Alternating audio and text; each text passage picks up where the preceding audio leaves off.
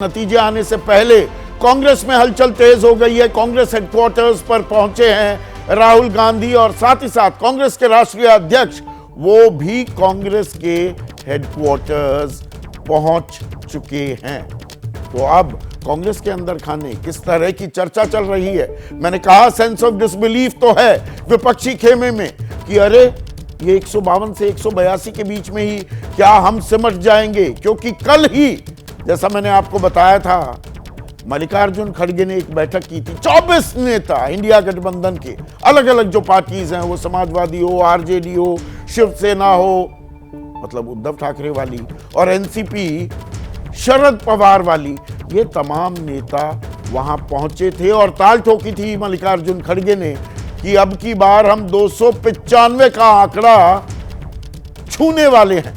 272 बहुमत का आंकड़ा है।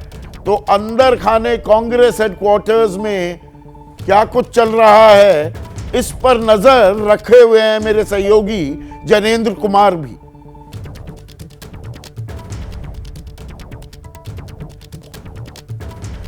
जनेंद्र, अब राहुल गांधी कांग्रेस हेडक्वार्टर्स पहुंच रहे हैं, ये सामान्य प्रक्रिया, लोगों से मिलना, थोड़ी सी ताल ठोकना, या कोई खास एजेंडा भी है क्योंकि मल्लिकार्जुन खड़गे भी वहां पर मौजूद हैं? बिल्कुल संदीप जी, कांग्रेस अध्यक्ष खड़गे, राहुल गांधी और केसी वेणुगोपाल देश भर में कांग्रेस के जो प्रत्याशी इस लोकसभा चुनाव में हैं, उनके साथ एक बैठक करने वाले हैं जो अब से थोड़ी देर में शुरू होगी। ये वर्चुअल बैठक है जिसमें देश भर से कांग्रेस के उम्मीदवार जुड़ेंगे और उन्हें मल्लिकार्जुन खड़गे, राहुल गांधी, केसी वेणुगोपाल दिशा निर्देश देंगे काउंटिंग को लेकर के, खासतौर पे 17C फॉर्म जिसमें कि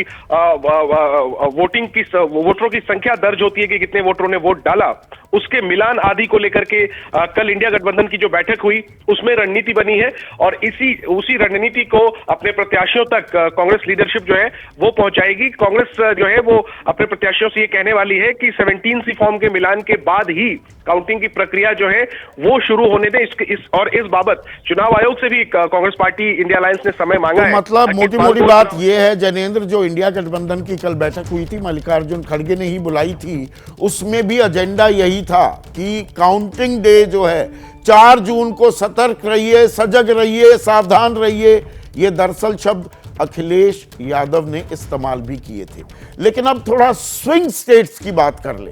ये आंकड़े तो आ गए, ये एग्जिट पोल के आंकड़े हैं, ये एग्जैक्ट पोल तो नहीं है, लेकिन इसमें तीसरी बार मोदी सरकार की जो आहट सुनाई दे रही है, अब उसको थोड़ा डिकोड करने की कोशिश करते हैं। 353 से 383 का जो ये आंकड़ा है, इसमें 4 स्विंग स्टेट्स पर अब आपकी मैं तवज्जो चाहूंगा।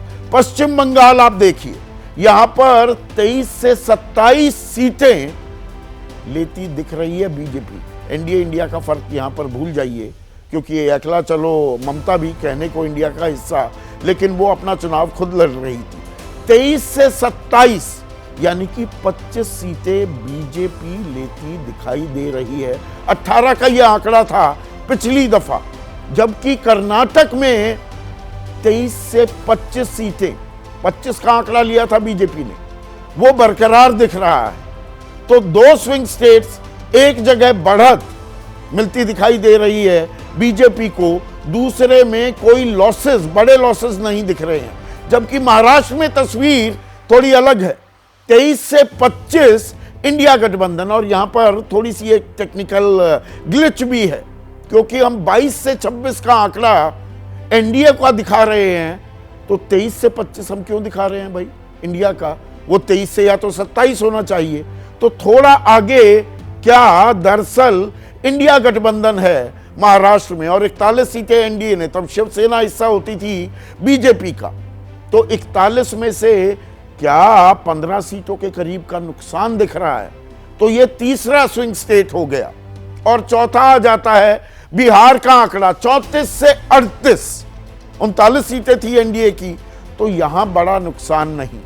जैसे ही घड़ी का काटा दोपहर 2:30 पे आए, बबीता जी का दिल सास बहू साजिश के लिए मचल जाए। और ये है इनकी बहू, पूरे दिन ऑफिस की टेंशन हो जाए गॉन जब ये करें अपना फेवरेट शो फ्री टाइम पे ऑन।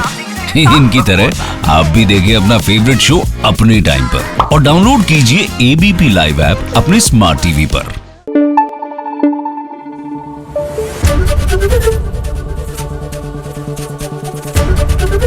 एबीपी न्यूज आपको रखे आगे।